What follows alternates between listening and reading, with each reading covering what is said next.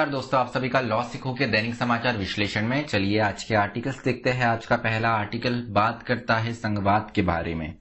भारत के संघवाद पर हमने काफी बार चर्चा करी है, तो आज इसी चर्चाओं को आगे बढ़ाते हुए हम एक और चर्चा करेंगे कि कैसा संघवाद होना चाहिए और केंद्र और जो राज्य सरकारें हैं इनके बीच में किस तरीके की सहभागिता होनी चाहिए, किस तरीके से इनको मिलकर काम करने की आवश्यकता है। हाल ही में कुछ ऐसे इंसिडेंट हुए हैं जिसको देखकर राज्य सरकारें काफी नाखुश है केंद्र सरकार से, तो उनके बारे में भी हम बात करेंगे। उसके बाद में जो आज का हमारा दूसरा आर्टिकल है द इंडियन एक्सप्रेस से लिया गया ये आर्टिकल है, जिसमें ये आर्टिकल बात करता है कि किस तरीके से क्लाइमेट चेंज हमारे स्वास्थ्य के लिए हानिकारक हो सकता है।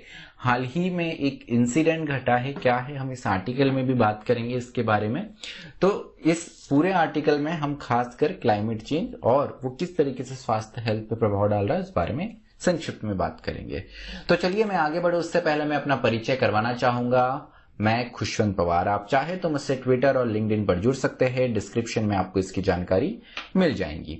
उसके अलावा आज का हम एमसीक्यू देखते हैं, वो ये है कि हाल ही के आंकड़ों के अनुसार 35% भारत में जो बच्चे हैं वो कुपोषित है, निम्न में से निम्न आयु वर्ग के नीचे वाले। तो ये निम्न आयु क्या है आपको बतानी है। 8 इयर्स 8 वर्ष, बी 5 इयर्स 5 वर्ष, सी 6 इयर्स 6 वर्ष, ऑप्शन डी 10 इयर्स 10 वर्ष। जो भी आपका उत्तर हो कमेंट बॉक्स में जरूर लिखिएगा। अब आते हैं हमारे वर्णनात्मक प्रश्न की ओर। तो आज का वर्णनात्मक प्रश्न ये है कि भारत में संघवाद का ढांचा किस तरीके का है और इसका क्या कारण है। जो भी आप जिस प्रकार के ढांचे को आप बता रहे हो कि भारत का संघवाद का ढांचा इस तरीके का है, तो इसका आपको कारण भी बताते हुए अपना उत्तर 250 शब्दों में लिखना है। चलिए पहले आर्टिकल की ओर आते हैं जो कि बात करता है फेडरलिज्म के बारे में। तो हाल ही में जो स्टेट गवर्नमेंट है, राज्य सरकारें हैं, अलग अलग राज्यों की काफी नाखुश है सेंट्रल गवर्नमेंट से। खास करके इनका कहना यह है कि हमारी जहां पे अधिकार क्षेत्र में है, जिस अधिकार क्षेत्र में हमें कानून बनाने की शक्ति है, उसमें सेंट्रल गवर्नमेंट की, केंद्र सरकार की लगातार दखल अंदाजी जो है वो बढ़ती जा रही है। हमारे कॉन्स्टिट्यूशन में अगर हम देखें तो हमारे कॉन्स्टिट्यूशन की 7वीं अनुसूची 7th शेड्यूल में बताया गया है कि सेंटर को किन क्षेत्रों में कानून बनाने का अधिकार है, राज्यों को किन क्षेत्रों में कानून बनाने का अधिकार है, किन विषयों पर अर्थात कानून बनाने का अधिकार है। और तीसरी सूची भी है जिसे कॉन्करेंट लिस्ट या समवर्ती सूची कहते हैं। इस विषयों पर केंद्र और राज्य सरकार दोनों ही कानून बना सकती है। लेकिन हाल ही में देखने को मिला है कि कॉन्करेंट लिस्ट में जो समवर्ती सूची है उसके कई विषयों पर केंद्र सरकार बिना यहाँ पे सलाह मशवरा करे राज्य सरकारों के कानून बनाती जा रही है, जिसको देखते हुए जो राज्य सरकारें हैं ये काफी नाखुश है सेंट्रल गवर्नमेंट से। इसी को देखते हुए केरल की जो लेजिस्लेटिव असेंबली है, जो विधानसभा है, इन्होंने एक रिजोल्यूशन पास करा है इलेक्ट्रिसिटी अमेंडमेंट बिल 2020 के बारे में। तो ऐसा ही कानून इलेक्ट्रिसिटी अमेंडमेंट बिल का था जिसमें केरला की विधानसभा ने इससे नाखुश होकर एक रिजोल्यूशन पास किया है। उसके अलावा तमिलनाडु की विधानसभा ने जो 3 कृषि कानून है उसके संबंध में भी यहाँ पर रिजोल्यूशन पास किया है। अब बात यहाँ पर ये आती है कि केरल की बात करें तो जैसे आपको पता है यहाँ पे कम्युनिस्ट सरकार है, तमिलनाडु में भी विपक्षी सरकार है, लेकिन गोवा एक ऐसा राज्य है जहां पे बीजेपी का शासन है, मतलब जो केंद्र सरकार की रूलिंग पार्टी है उसी की यहाँ पर सरकार है। उसके बावजूद भी इन्होंने मेजर पोर्ट अथॉरिटीज एक्ट 2021 के अगेंस्ट नाराजगी जताई है। इनका कहना यह है कि गोवा में जब ऑलरेडी लोकल लॉज है, जब पहले ही कुछ लोकल लॉज मौजूद है जो कि यहाँ के मेजर पोर्ट अथॉरिटीज के बारे में विषयों पर डील करते हैं, तो उसके बावजूद आपको एक नया एक्ट, केंद्र सरकार का एक नया एक्ट लाने की क्या जरूरत है। गोवा में already Goa town and country planning act है, Goa municipalities act, Goa panchayat raj act, Goa land development and building construction regulation 2010 और गोवा लैंड रेवेन्यू कोड। ये कानून ऑलरेडी मौजूद है जिनसे जो मेजर पोर्ट है उनको गवर्न किया जा सकता है। उसके बावजूद भी जो नया एक्ट आया है केंद्र सरकार के द्वारा उसी को लेकर नाराजगी है। उसके बाद में कोस्टल स्टेट्स, मतलब जो राज्य समुद्री सीमा पर है, जिनकी सीमाएं समुद्र से लगती है, उन राज्यों ने भी यहाँ पर केंद्र सरकार से नाराजगी जताई है, जिन राज्यों में ओडिशा, आंध्र प्रदेश, तमिलनाडु और केरला है। तो इन्होंने इंडियन पोर्ट बिल 2021 का विरोध किया है, जो कि बात करता है कि पोर्ट को किस तरीके से प्लान किया जाएगा, किस तरीके से इसको विकसित किया जाएगा और किस तरीके से इन पर नियंत्रण रखा जाएगा। उसके अलावा non major port of maritime state development council, तो यहाँ पर जो नॉन मेजर पोर्ट है मैरीटाइम स्टेट डेवलपमेंट काउंसिल के अंतर्गत जो आते हैं, उनको लेकर ये कानून बनाया गया है। तो राज्य सरकार के अधिकार क्षेत्र में आता था, जिसपे राज्य सरकार अभी तक अपने कानून के हिसाब से नियंत्रण रखा हुआ था, और उसी पे नया केंद्र सरकार का कानून आ गया, जिसको देखते हुए जो हमारे तटीय राज्य हैं उन्होंने अपनी यहाँ पे नाराजगी बताई है। उसके अलावा वेस्ट बंगाल, तमिलनाडु और केरला, इन्होंने ऑलरेडी इलेक्ट्रिसिटी अमेंडमेंट बिल 2020 का विरोध किया है। बहुत बड़ा मुद्दा ये बनने वाला है इलेक्ट्रिसिटी अमेंडमेंट बिल 2020। अभी यहाँ पर तमिलनाडु ने रिजोल्यूशन पास करा है और राज्य सरकार की तरफ से और भी तीखी प्रतिक्रिया देखने को मिल सकती है। तो यहाँ पर बात इस कानून में मुख्य मुद्दा अगर हम बहुत संक्षिप्त में जाने तो यहाँ पर जो स्टेट इलेक्ट्रिसिटी रजिस्ट्रेशन कमीशन है, उसे नेशनल सिलेक्शन कमीशन जो है, जो कि डोमिनेटेड बाय रहता है सेंट्रल गवर्नमेंट के मेंबर, उन पर शिफ्ट करेगा। मतलब नियंत्रण की बात है कि नियंत्रण जो है वो केंद्र सरकार के पास में ज्यादा चले जाएंगे इलेक्ट्रिसिटी कमीशन का और इससे जुड़े हुए मुद्दों का। अब यहाँ पे कॉज ऑफ कंसर्न क्या है? कॉज ऑफ कंसर्न ये है कि जैसे हमारे देश में संघवाद है, तो हमारे देश में जो भी प्रिंसिपल है, हमें संविधान में जो भी प्रिंसिपल्स दिए गए हैं, जो भी सिद्धांत दिए हैं, यहाँ पर जरूरी है कि उनका पालन होना चाहिए और उनका आदर होना चाहिए। लेकिन हाल ही में केंद्र सरकार की इस रवैये से वो सिद्धांत को भी हानि पहुंचती है। उसके अलावा ये बात ऐसी नहीं है कि पहली बार आई है, इसको लेकर कई बार मुद्दे उठे हैं।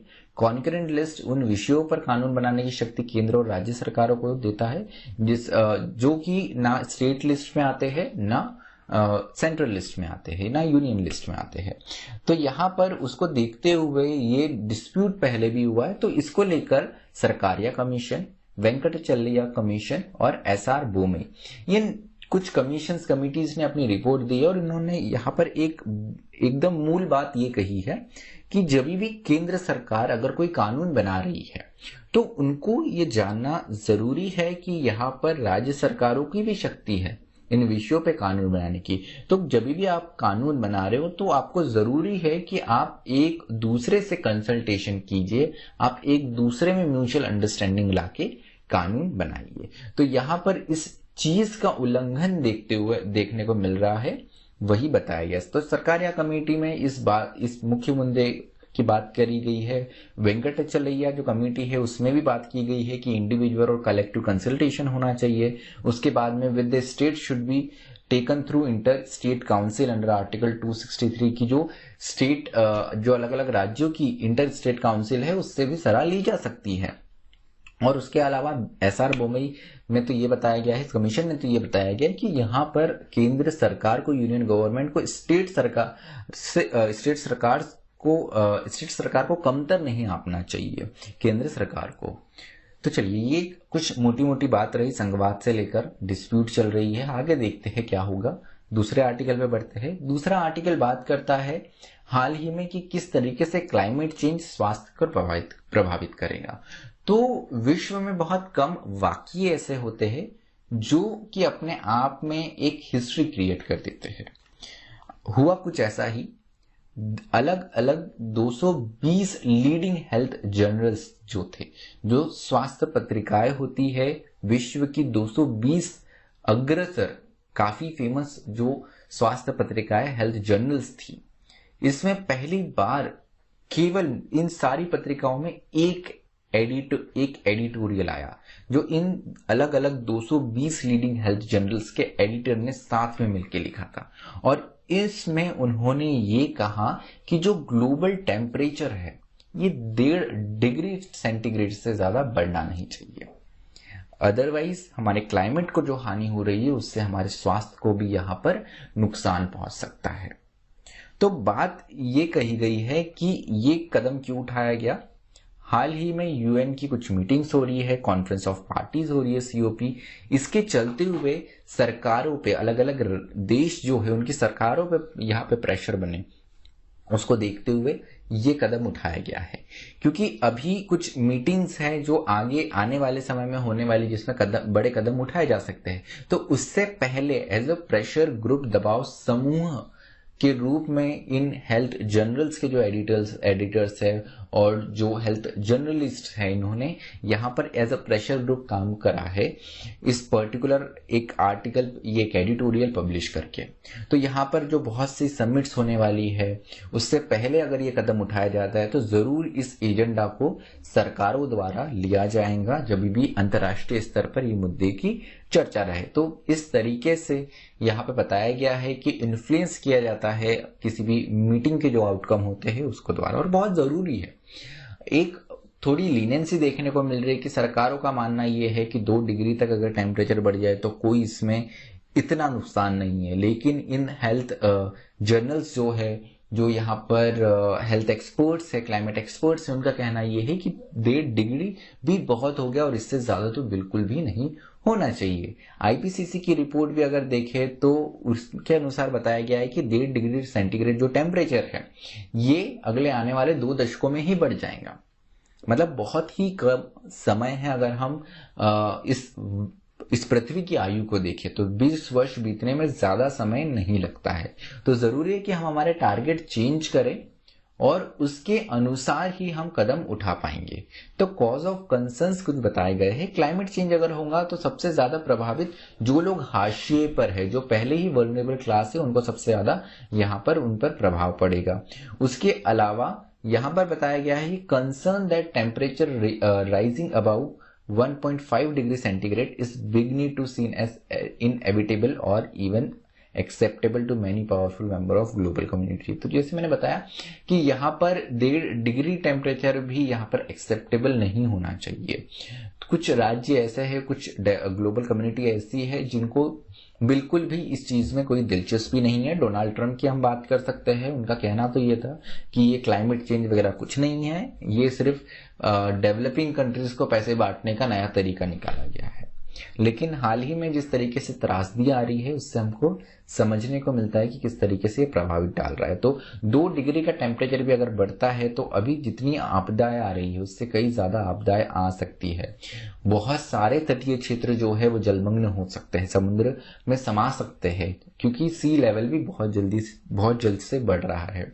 जो हमारे पोल्स है, वहां पे जो ग्लेशियर जिस तरीके से पिघल रहे हैं, उनका रेट भी अपने आप में बहुत ज्यादा बढ़ चुका है। तो आगे वे फॉरवर्ड क्या है, बताया गया है कि जिस तरीके से कोविड-19 को हमने एक इमरजेंसी लेते हुए यहाँ पर उस पर एक्ट करा, उसी तरीके से हमने क्लाइमेट चेंज को भी लेना चाहिए, क्योंकि क्लाइमेट चेंज यहाँ पर हेल्थ पे भी बहुत ज्यादा एडवर्स इम्पैक्ट डालता है। उसके अलावा बहुत सी डिसीजेस ऐसी है जो कि बहुत ज्यादा हीट या बहुत ज्यादा कोल्ड होने पर आ जाती है। उसके अलावा क्रॉप पैटर्न्स में भी जो चेंज आया है, उससे भी बहुत सारी नई बीमारियां उत्पन्न हो सकती है।